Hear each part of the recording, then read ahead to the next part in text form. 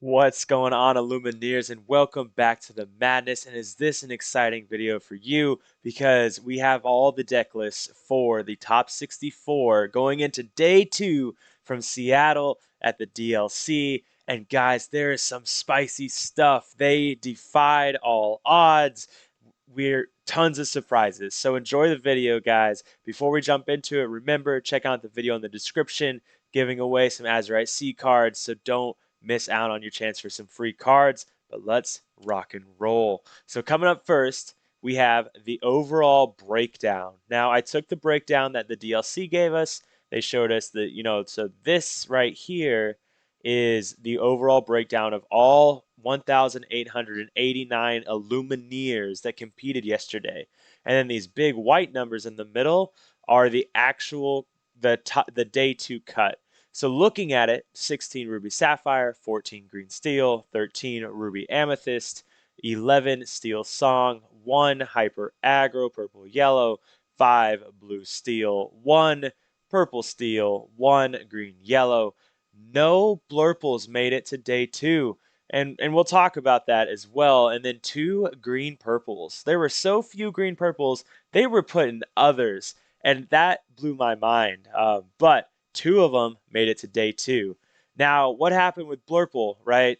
Ultimately, Blurple is just not good into Green Steel, and I think that was a huge impact. It also suffers into Steel Song.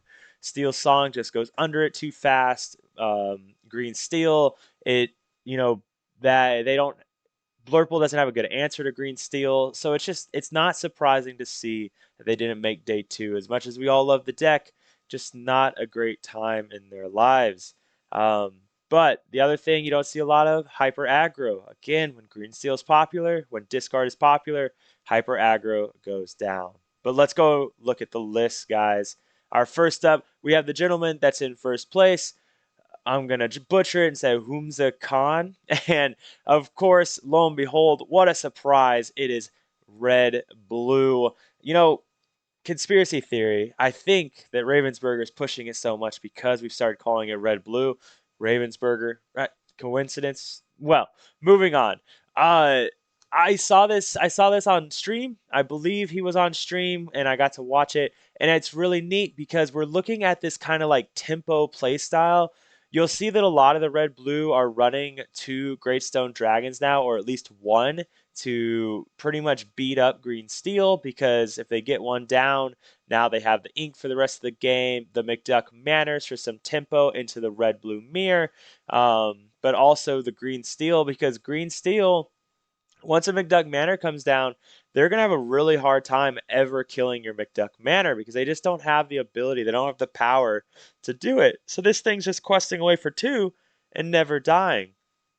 Next up, you got Hades, which you don't see a whole lot of anymore. So you have easy removal from Hades, you have easy removal from Lifts and Dragon, and then of course you have your Sizu, your B Prep, the Scars, the Brawls, and then we see 2 Gaston, so just more digging here. Chichas to draw, Gaston's to dig, Grammatala to dig, Visions to dig. So overall, just a really good tempo list. And what's really cool about this is this he's ready, he's prepared for the mirror very well. McDuck Manor getting that lore, that passive lore, the Hades to take out, these Tamatoas and big Sizus, the bells to ramp super fast. Just a really good list. Like I can completely understand why he's in top cut, why he probably didn't even entertain the idea of draws. Um, just a really, really effective list, and I think is going to do really well tomorrow, especially on the play. So good job, man. Way to run it. Next up, we have Kendall Burdett. I believe this is No I'm Not on Discord in the 20 lore page, and he is running the Finders Keepers list, right? So what's cool about this though is it's a little bit Finders Keepers started getting really popular, but he took the Finders Keepers and still kept the Flynn and the Queen's Castle in here, whereas the first Finders Keepers list that kind of worked its way in got rid of these packages and went ladies for Finders Keepers. So he stuck to his roots, except he threw in these 2 Finders Keepers. and it worked really well for him. Kindle's in second seed going into day 2, so that's going to be huge into the red blues, into the red purple mirrors. Going first is going to be just absolutely massive. So really looking really good for him, and of course he's an OG red purple player, so he's got the skill level, he's got the seeds. I think he's going to do really well tomorrow. Really good job, man. Way to show people that red purple definitely not going anywhere. So next up on our list, we have our first blue steel list. I believe this is Moylan on on the 20 lore Discord page. Not 100%, I believe so, but it's reminiscent of the Sky no wheel. He even took the chichas that Sky recommended. Really, the only difference it looks like from Sky's list is he's added a develop your brain, taken out a Hades for develop your brain, and it looks like he took out another Pete for a fire the cannon. So he's really edging into the steel song. He's really edging into the green steel. Steel song being a more difficult match for blue steel. So being able to answer that, and also just being able to answer green steel if they play that Diablo, you can answer it and then get yourself ready to be able to get your Hiram down. Whether you Mickey or Fishbone into Hiram, into grab your swords, Tinkerbell, etc., etc. It looks like he did -1 magic broom for an extra cannon. But anyways, the no wheel list. I'm a bigger fan of the no wheel list versus the wheel list. It's just a very consistent build. You run the visions, you can dig for whatever you want, and I just think it's extremely consistent without having to refill your opponent's hand. And yeah, I mean he did really well with it. I believe this was third seed. Yeah, third seed. So good job, man. Way to represent Blue Steel with such a small field going into the Seattle DLC. Next up, we have our first green purple, one of two. I believe this was fourth seed, and it's a very, just green purple list. Very just tempo. I'm going to play a card. I'm going to play maybe a Curse Merfolk into a Bonsai. I'm questing for 4 on turn 2. Now, red purple can or red blue can't even answer you this early, because so you're guaranteed 1 2, and then on turn 2 another 2, and then your Bonsai so you're already at 1 2 3 4 5 6 by turn 3, when it finally, red blue can even begin to brawl you, or whatever they may do.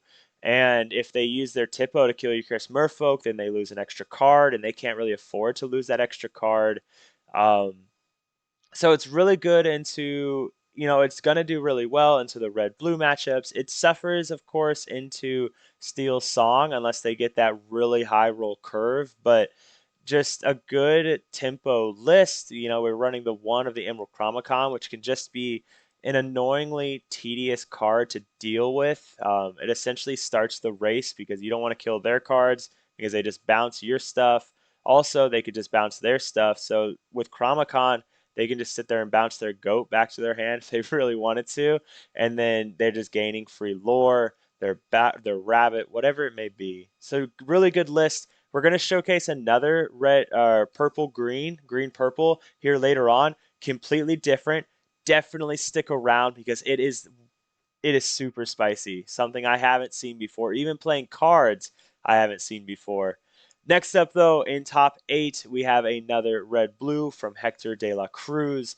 This is more of a typical red blue that we've been seeing. No Chichas, no Gastons, kind of no tempo, just hard control. And we got the one Fang crossbow to answer the big Sisu of your opponent. They're going 4 brawls, really going hard into the green steel, the red purples, hitting their Flins, the Diablos, etc., etc. So only the one hideaway, which I think is interesting because that's your one chance to get their dime, right? There's no other chances. Where if we look at some of these other lists that are running 2, um, you're gonna lose that lucky dime until you're gonna have to be able to play dime and Tamatoa in the same turn, and that is a lot of ink. 16, 15, 17 ink in one turn to do that. That's asking a lot. But really good job, man. As much as I hate to say that about red blue, really good showing. Good luck tomorrow. Next up, we have our next red purple list. This one very different from Kindle's. We're running two Prince Erics, which you don't see very often, only 7 cantrips. We are running the baby Sizus and no big Sizus, okay? So just the baby Sizus. And we also aren't running the hand Sizus. So very interesting. That is super interesting. Doing that, answering the Daisy Ducks, I guess. Maybe he was super worried about Daisy Duck. I don't really know what else he answers with that. I all I almost want to think this is wrong, that that's supposed to be hand Sisus and not the baby Sisus, but maybe it's right and just very interesting. I'd be very curious to know if this list is correct and if that's supposed to be hand Sisus. But we have 6 castles, 2 finders keepers, the 2 Prince Erics, the 4 ladies, only 1 Tremaine. Um, so he's really just hoping to get these locations down because he only has the 1 Tremaine to answer Tamatoas and things, but he always can bounce the Tremaine if he really wanted to. He also has the B King Undisputed to get things off early as well. So good job. I'm curious about this. I hope I can find an answer. Moving on, we have another red purple list. I believe this was eighth. Yeah, so this was, no, this isn't eighth. This is seventh. So 5 locations, 4 ladies. Here we have hand users, but only 2 Flynns, and also only 6 cantrips and 2 Cuscos, and only 1 Elsa. So very interesting, but he did, we got the 4 here, that we got the 5 locations. So, and also only 3 goats. But he also upped his finders keepers to 3 finders keepers. So lots of draw going on. Um, so very interested to see how this kind of plays out and how he was liking it. I think when you run all these finders keepers here and all of this draw, then you don't really, the need for 4 goats isn't as high because you're most likely going to see more later on because you're drawing so much. But good job, man. 7th seed. And last up, we have the 8th seed, and he is hitting hard for the mirror. He is saying, bring it on. He's got 2 crossbows to answer the big Sizus. He has completely said, I don't care about Pete. He is not worried about Pete one bit. He is just running Scar, saying, bring it on.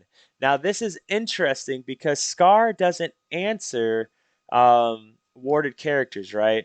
At the same time, he doesn't necessarily care about warded characters. He's just going to try and tempo things out and say a good game because the other thing you don't really see is there's no dime here, which is really interesting. So he's just trying to, man, what an interesting list. The Queen of Hearts, of course, to be able to answer, a lot of people aren't going to expect Queen of Hearts. So when they're going to quest with things, especially Steel Song, like quest with that Tinkerbell, or sorry, the Cinderella, the Robin Hood. You blow it up with Queen of Hearts. And you've got the 4 Chichas for some more draw. So this is just this is interesting. I'm very interested to see and hear about how his red blue matches went. Now he might not be running dime because dime's just so hard to play with so many red blues. So he just cut it. And that would make a lot of sense because with this, he's answering their dimes. He has 3 answers for dime on his own.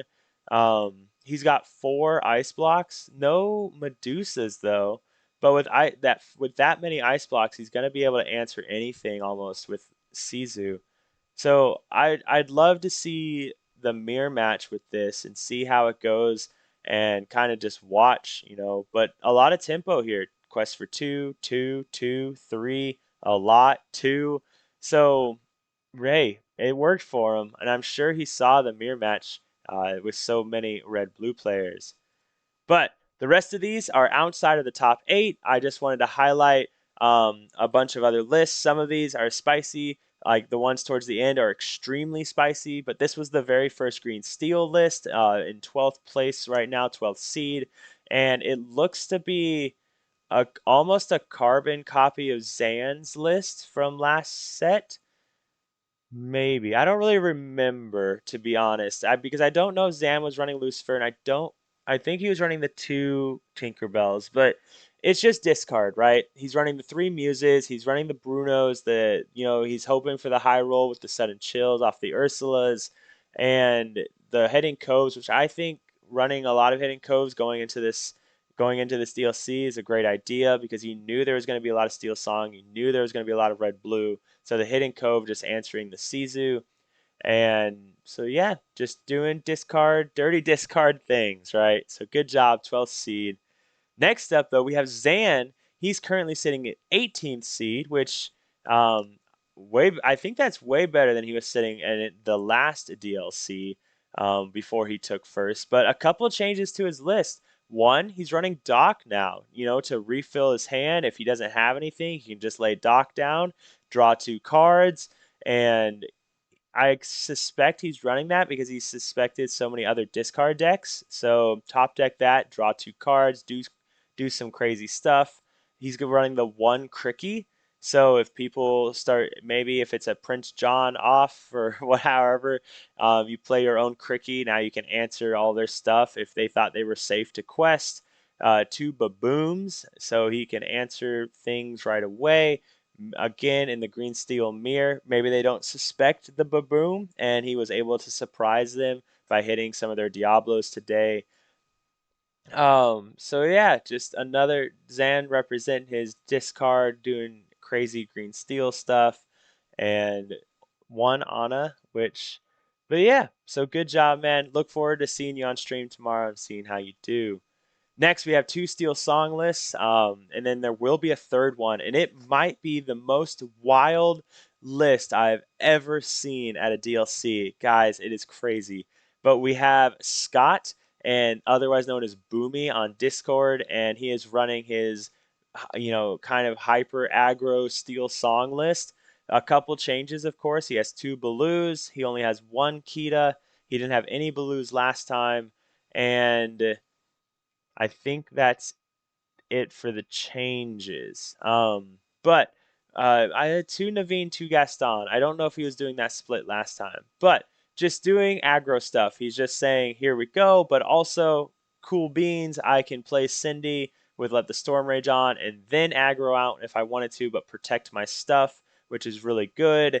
And, I can quest away. I can have Sven to ready my characters. I have three different bodyguards. Kita to protect my stuff to quest another turn. Just don't do it going into a big Sisu turn. But yeah, good list, man. Way to represent. I believe he said he beat three red blues today with it. And I bet the look on their face when they saw he was Steel Song, and then the look on their face when they lost 2-0 to Steel Song was phenomenal. And I wish I could have seen it. So good job, Boomy. And then next up, we have Chris, otherwise as I call him, Perdita Song, because he took fourth at Dallas Fort Worth, the DLC with Perdita, and he is running no Perdita this time, but he's got the two Daisies, the two Piglets, the two Baloos, the two Cindy's, the two World's Greatest Criminal Minds, and the Queen package. Okay, so a lot of us have realized, Habibi kind of started really pushing the Queen package, and people realize like this is a really good idea because we knew red purple would be there. We knew it's harder for red blue to answer. It's a little bit weak. Well, it's weaker into steel decks in the sense that it can be blown up easier, but it also gives us a lot of control in the sense that we can quest and then kind of kill whatever we want. And so I think it's a higher skill cap card over Robin Hood, but I think it offers more utility that is extremely useful. Um, and the fact that it just doesn't die. And worst case scenario, you mulligan super aggressively, you get a really bad hand, but you have these three with a whole new world, then you can redo your hand and get something new and kind of restart the game. So good job, Chris. I can't wait to see you play tomorrow. Way to represent Steel Song. Next up, we have our first green yellow list. This is just a hyper aggro green yellow list with a lot of one, two, one, 1, 1, 2, 2. So yeah, just a little bit of everything, but just doing hyper aggro green yellow stuff. And we've got the Tinkerbell for evasives, the Chernobog that hit him with that. Give here's a little 9/9 that quests for 3, and just a bodyguard, another bodyguard to protect your stuff. Green, yellow, hyper aggro. Good job, man. You got some healing here. So, way to do it. Way to refill the hand with Clarabelle.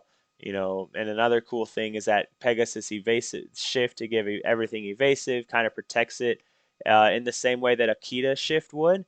So really good job. Next up, we have another hyper aggro in 29th place. We have purple yellow, and it's just your typical hyper aggro. Nothing special here, okay? He is saying, I'm going to lay out my whole hand and then start refilling it with Amethyst Chromacon and friends on the other side. And also, I'm just going to use some burn spells thrown in here. So just your typical blah, hyper aggro list. All right, good job, man. You're the one and only of your purple yellow. You were the one and only of the green yellow. Good job. Yes. And here, guys, talk about spice. Look at this thing. Look at this build. Okay. This is the Amber Steel. Okay, so we got some Docs going on here. We got some Felixes. I don't think anyone ever expected to see Felix being played, but we got Felixes, we got John Silver, and then look at all these locations. I can't even tell you what half of these locations do. Nottingham, I think, is just a one. Yeah, it's just a 2 cost 1/6. Maybe gains you 1 lore. These numbers are in the way. I don't even know what the Bayou does.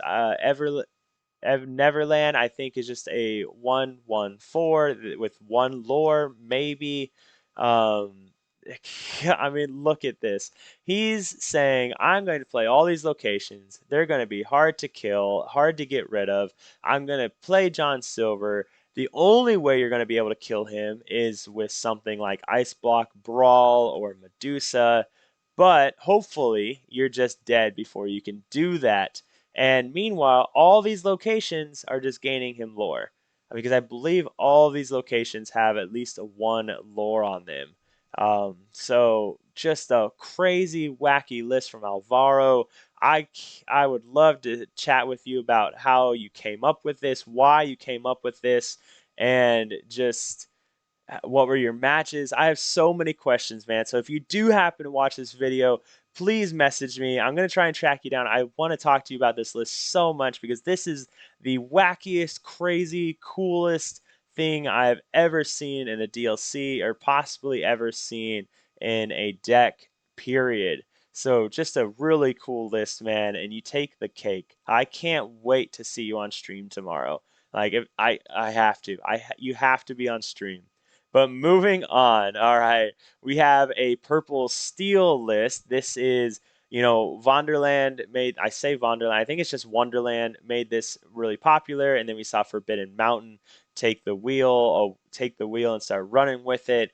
And their team took it to Vegas. And then Homero Sanchez, probably butchered that first name. I apologize. Making it to top cut with it. So Forbidden Mountain explained this deck for best. Go check out their YouTube video. I'll try and link it in the comments down below. They do a full breakdown of what this deck is doing, why they're playing, what cards they're playing, and I couldn't explain it any better than they can. So definitely check out their video. Good job, man. The one and only Purple Steel list. And then we have 2 more, okay? But look at this green purple. If you guys thought you knew what green purple this was going to be, I promise you, you were wrong because look at this thing. I actually had to look up what on the earth Mythical Rose was. So if you don't know, Mythical Rose down here, banish this item, chosen character named Beast gets +2 lore this turn. If you have a character named Bell in play, move up to 3 damage counters from chosen characters. So that doesn't really matter. But what does matter is the combo here, because you banish this item, and then this beast right here, he goes and he gets +2 lore.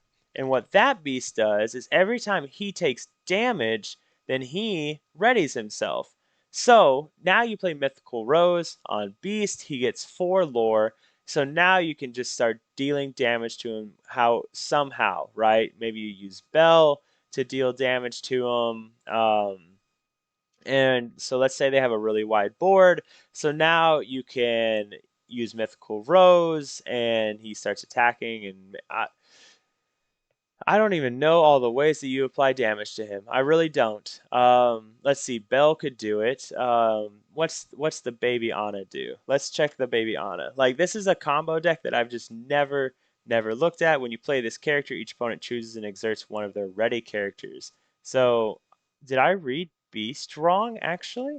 Because if that's the case, when an opposing character is damaged.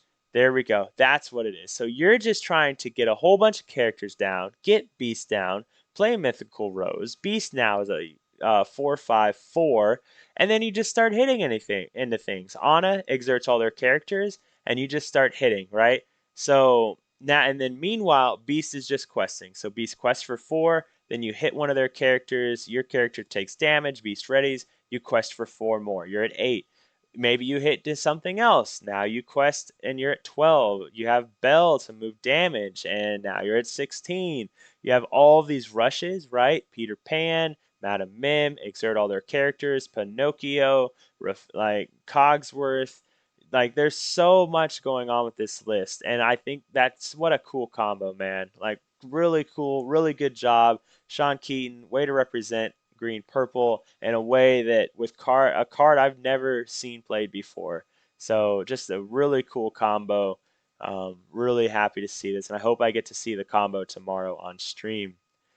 And we have 2 more lists. No, this is the last one, which is pretty exciting because this thing is spicy, okay? Look at this red purple list. We got 1 Flynn Rider. He's just saying, hey, maybe I get it into red blue and it just gets me some free lore. 2 Peter Pans to answer the Diablos. 4 Super Goofs. Luca is probably that young man that won the CCS 10K. Not this last one, but the other one. Probably rolling in his grave. He hates Goofies, but we've got 4 Super Goofs here. 2 Prince Eric's, only 2 Maui's, but we got 4 Gathering Knowledge, so burning him, and then Pirate's Life, just gaining. I bet that surprised so many people seeing Pirate's Life. So he's got 4 Gathering Knowledge burning people. He's got Pirate's Life burning people. He's got 8 locations. Okay, so 8 locations, just casually gaining him lore, and then Amethyst Chromicon just drawing cards like crazy. No rabbit. I mean, look, no rabbit. No bounce package, no rabbits, because he's got Chromicons, he's got locations, he's got a bunch of burn. Like this thing is wild and wacky and super cool with. I mean, Super Goof is pretty much burn. You know, they're not going to expect that. So you hit him with Super Goof, you gain 2 lore. And then you hit him with some Gathering Knowledge, and you gain 2 lore, and Pirate's Life, and you gain 2 lore, and they lose 2 lore. Like this thing is wacky and exciting and fun, and I hope I get to see it tomorrow too. Needless to say, I have set champs tomorrow, and I don't care what my opponent thinks. I'm gonna have the stream up because I can't wait to watch all of these decks just absolutely pummel each other tomorrow, and I think it's gonna be so exciting, and gosh, I really can't wait to see it all. But it's going to be a really good time. And guys, with that being said, I wanted to stay up. It's 2:30 here on the East Coast, but I wanted to see these deck lists so I could get you all this video because I know a lot of you still have your last set champs tomorrow. I know a lot of you are going to do these side events tomorrow. Maybe you can get some motivation from some of these really amazing lists like this one, like the location steel amber steel list, whatever it may be, and maybe you make some last minute adjustments. But to everybody playing in day 2 tomorrow, the best of luck. I hope Steel Song wins. I hope you beat up a bunch of red blue players. To everyone playing side events, go get those Rapunzels, the Cindys. If you know, I mean, I'm so jealous of all of you, but I wish you the best of luck. And for all of you going to your last set champs, I wish you the best of luck as well. Get the mats, get the Maribels. If anything, just have a good time, pull an enchanted. And that's all we're trying to do, guys, is have fun. So with that being said, everyone, we're staying happy and healthy, and I wish you the best of days. Until next time.